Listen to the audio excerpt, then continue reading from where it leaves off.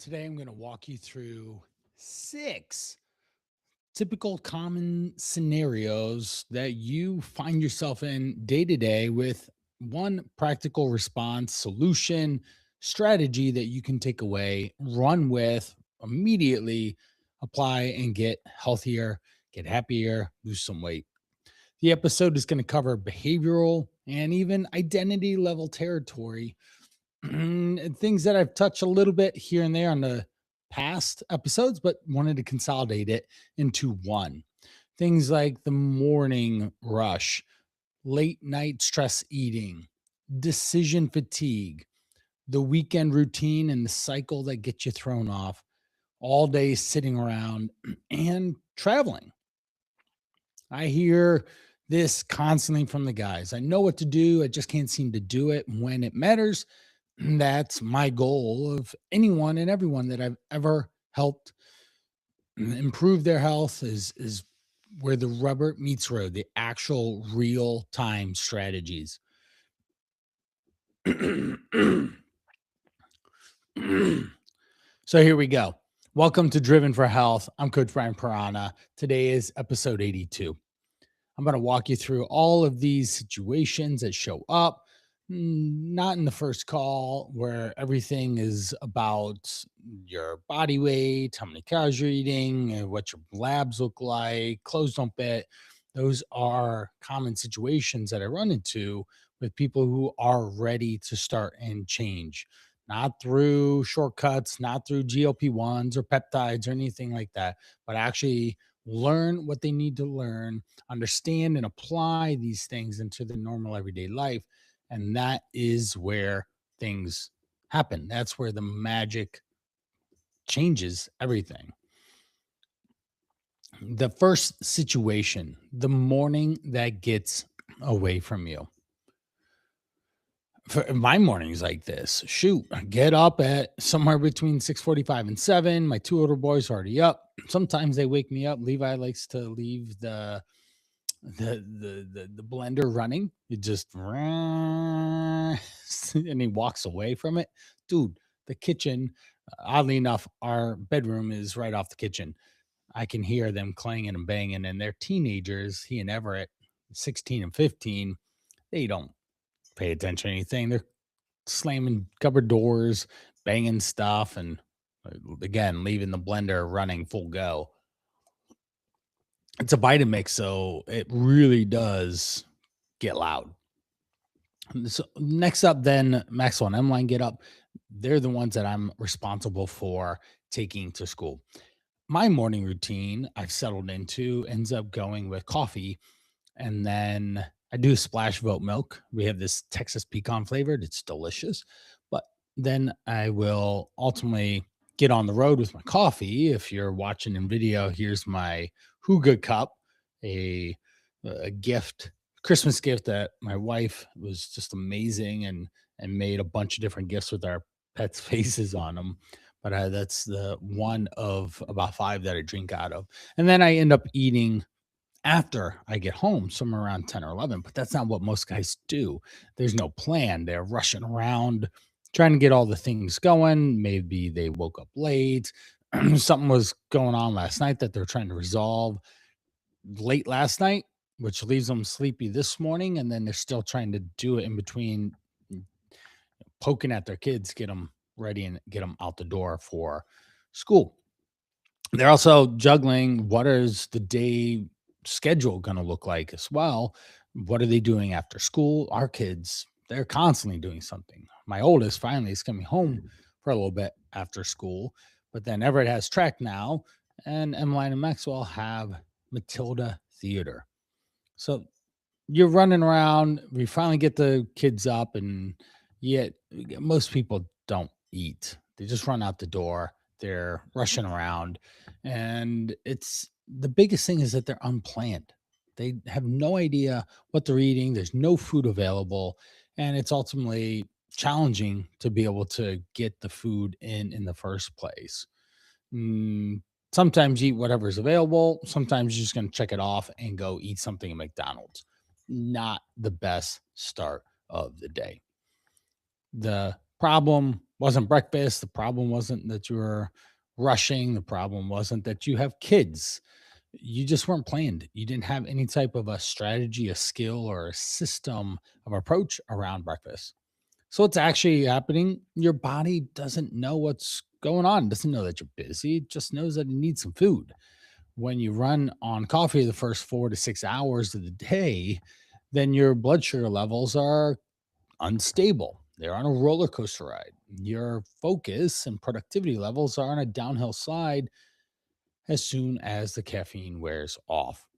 And sure, you can push your hunger hormones, that ghrelin we talked about in episode 47. There's 7 different hormones that we talked about in their impact. Let me double check. Yep, it was episode 47. So you can listen to on ghrelin and leptin and how leptin is your fullness and happy content hormone, and ghrelin is the grumpy, angrily wants more food. And if your blood sugar levels and your food patterns and the type of food that you're eating, ghrelin shows up and you're never satiated or full. And in a situation like this, come lunchtime, ghrelin is roaring and grumbling in your stomach, causing you lots of challenge. What's a strategy? There's lots of them. I actually did an episode on breakfast, and that was episode 70. Episode 70 had 5 power breakfasts that really cost 5 minutes or less. I would encourage you to go back to that one. And also in the show notes, I'll leave a link to the PDF that I created. There's a no download email download on it. It just literally goes straight to the PDF. So you can click it and start taking action. 5 of them in these type of scenarios so that you can have a high protein start to the day, and it makes a difference for a lot of the other things we're going to talk about. You don't have to wake up earlier. We just need to find a single meal that you can run on repeat. Then we don't have to decide. It's just simple. It could be Greek yogurt and fruit. It could be an egg bake that you made the other day. It could be a protein shake and a piece of fruit. Those are pretty typical and common.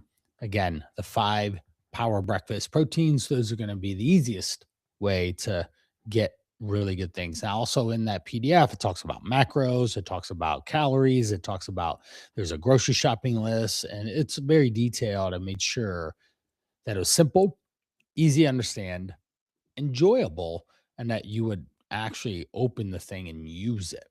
All right, a lot of guys will print it off and they'll take pictures of these things that are on their fridge, especially as they start to get into the process of preparing breakfast now. Scenario number 2 is the late night eating. That's got nothing to do with hunger. 9:30, 10:30-ish time, kids are finally in bed. Your work is done or think it is, or maybe you finally just put the computer away at the side. Every once in a while, I have to do that myself. Just got to work, got to do things. And then all of a sudden, wow, it's late. I need to work my way toward bed so I actually feel somewhat human tomorrow. I need my sleep to be able to function and think and do these podcasts and all that. Now, when the house is quiet, this is the first time all day that you might have some peace, time that you sit down and relax. And within 10 minutes, you find your way to the kitchen. You're not hungry. It's just this emotional strain that is on your body or in your mind, and food is the culprit, the coping mechanism. And you really can't be hungry because you just ate 2 hours ago. One would imply that you are full from dinner, which is usually a larger meal, 6, 700, 1,000 calories. So you don't need anything. You run around the pantry 2 or 3 times, maybe open the freezer, the fridge twice too, standing, then end up going, you leave, and then you come back again. You eat something. Usually it's a high calorie food that moves you away from your health goals. And then ultimately you end up frustrated and wondering why You just did that because you self sabotaged yet again. The thing nobody names in the situation is the kitchen is the routine habit that people can sneak, they can hide, they don't have to share, and it's nibbles here and there, and they oftentimes as a reward. Sure, we can use food as a reward. Oftentimes they say not to, but if you want, you could have it as a reward system, but it has to be something other than Ben and Jerry's because that literally is going to derail you. What's actually happening is that you've been on for 14 hours and not been a moment in a day that you haven't taken a breath for yourself. You haven't moved. You haven't probably drinking enough water.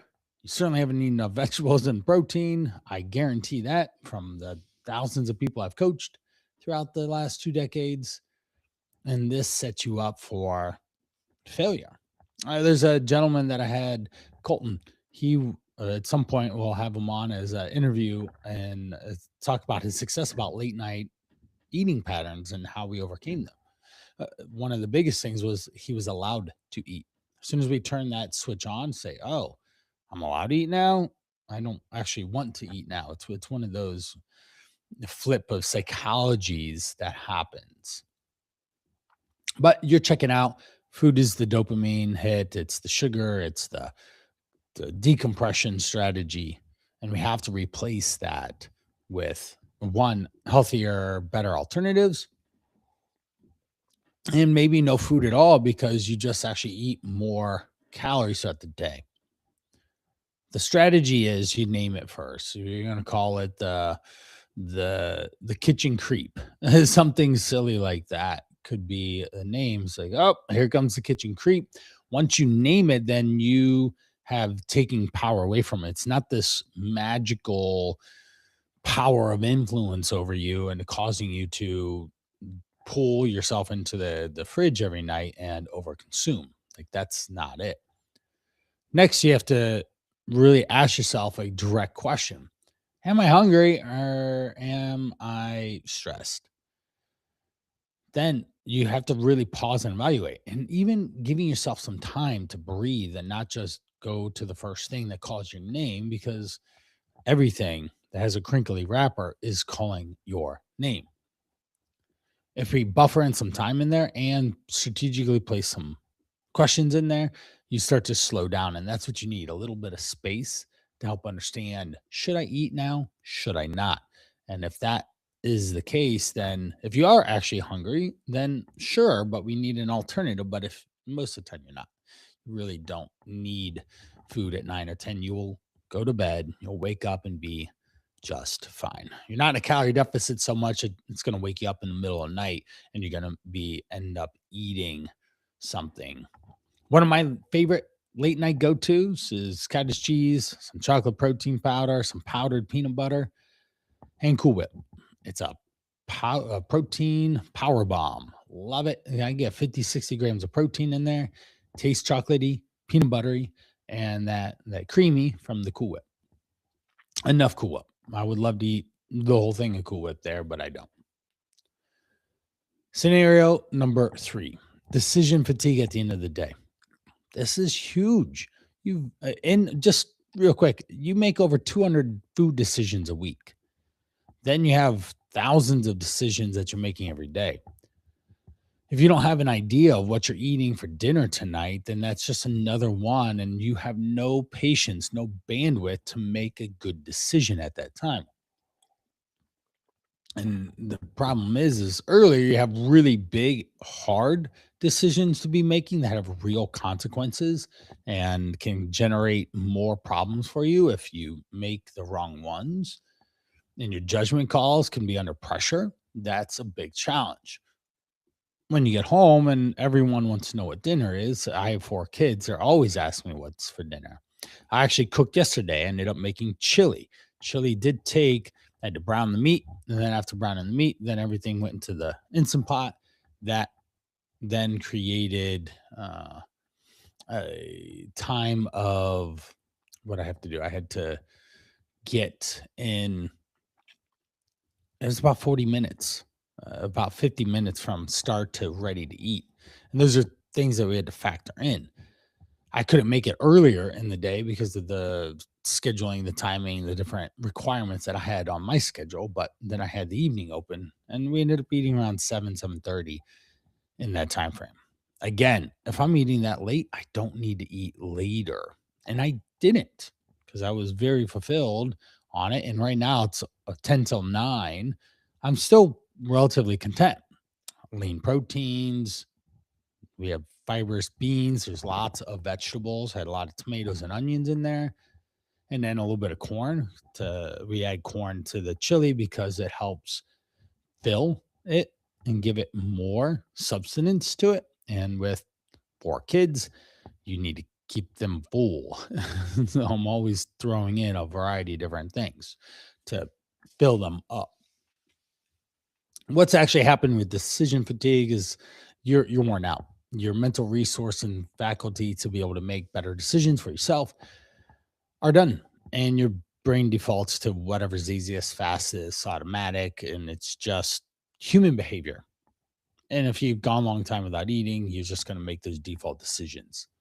The strategy is you can number one is write out what you want to eat all week. Literally just sit down and do some pre-planning.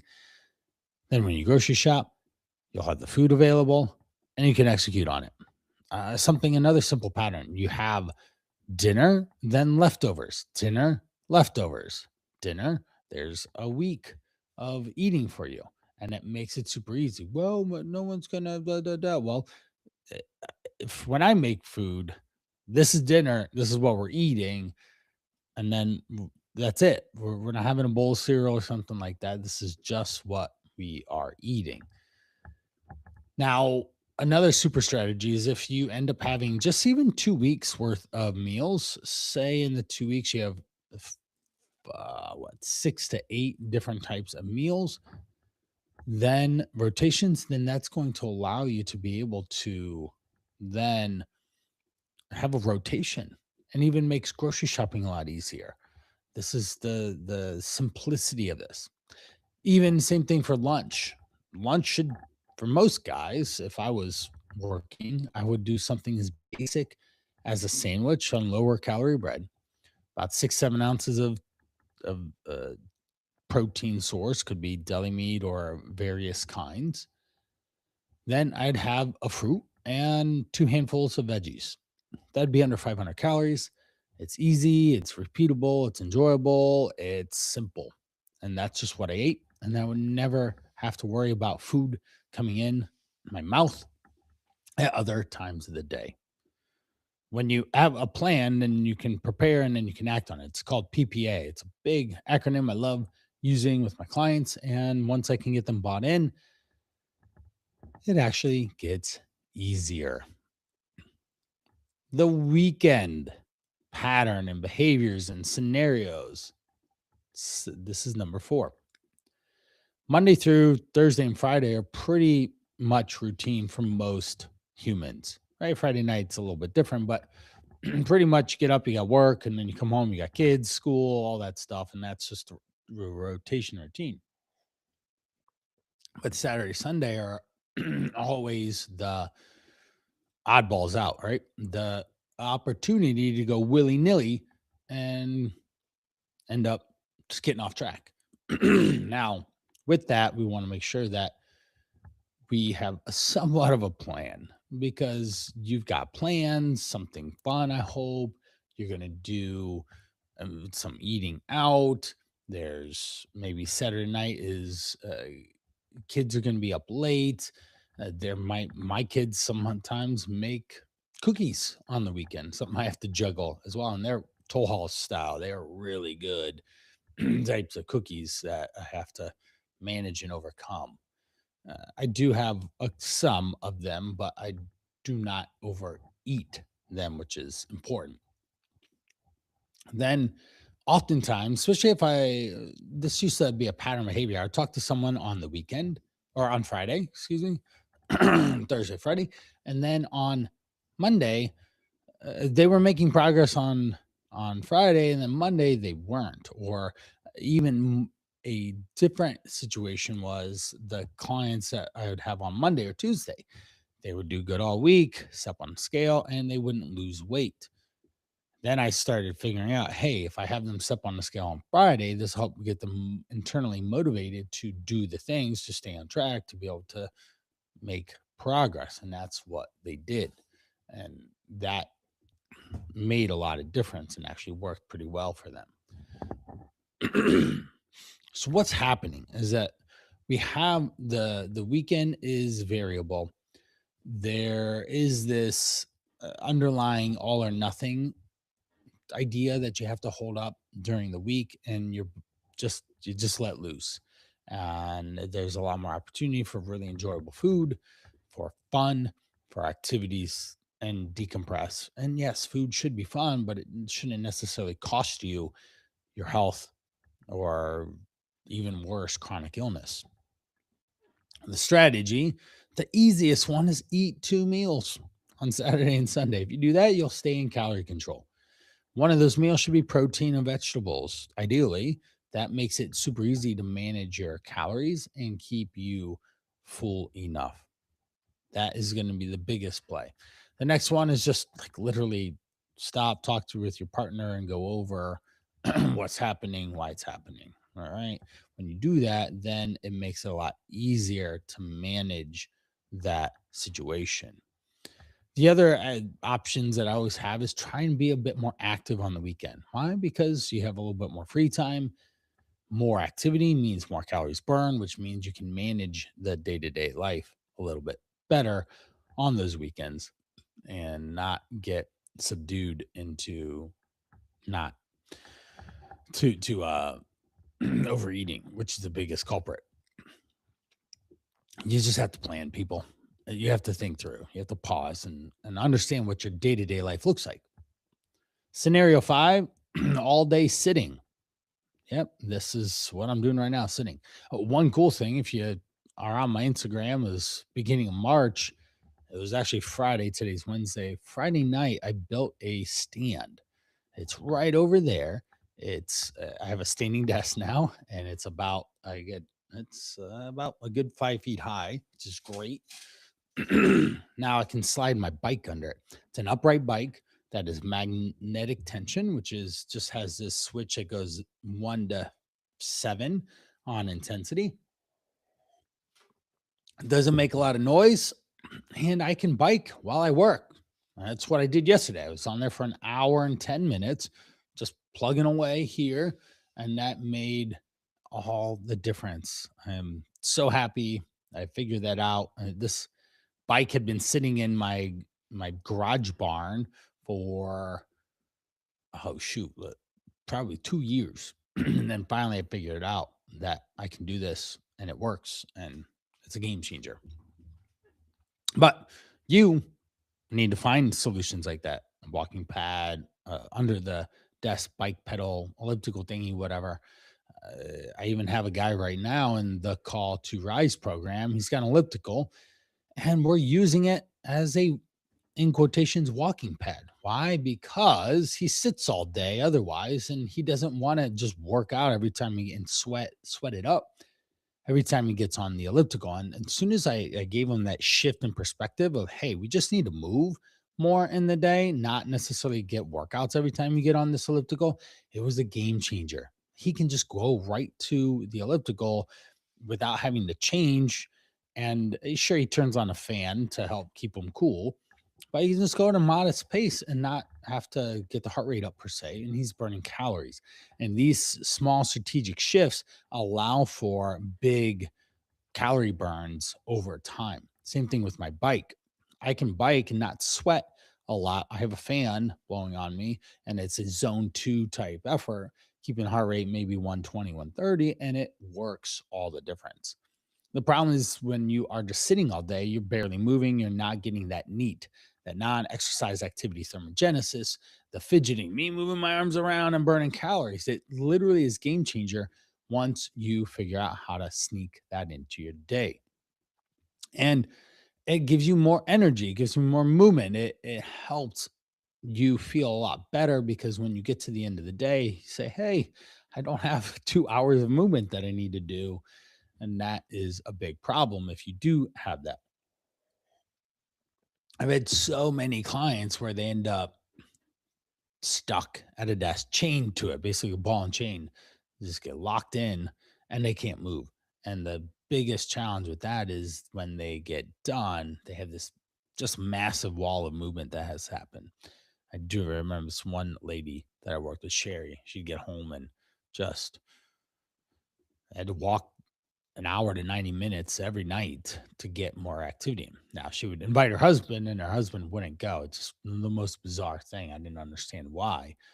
Guys, if your lady wants to walk, go walk. She wants to talk to you and get some steps and activity in. It's a smart move, please, for the love. All right. Scenario 6 is business travel.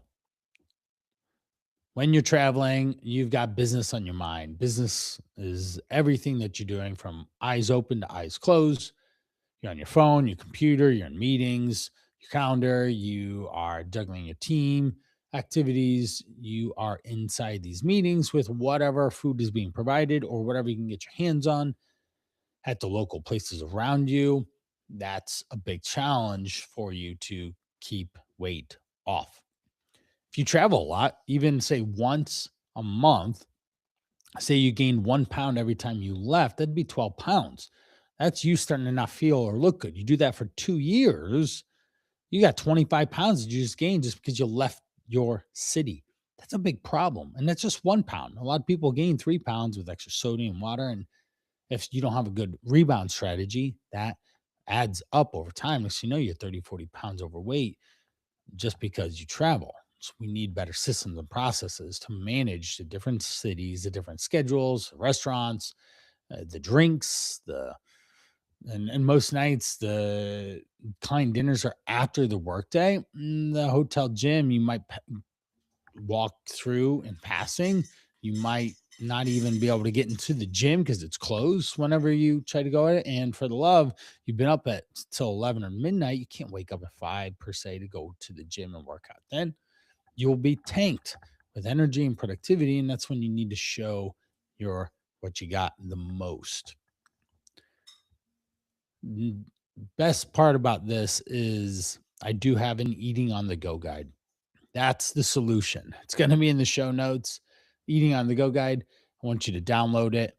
And then it has 28 pages. It's chocked full of all sorts of different tasty treats and strategies around fast casual, fine dining, fast food, airports, gas stations, you name it, I try to put it in there and tons of strategies to do it. So that's going to be the takeaway to help give you actual real strategies. This allows you to make one less decision in a hyper focused time of decision making. The other thing is if you're not going to work out when you're there, please don't take shoes. Don't take workout clothes. At the very least, you can just go walk more.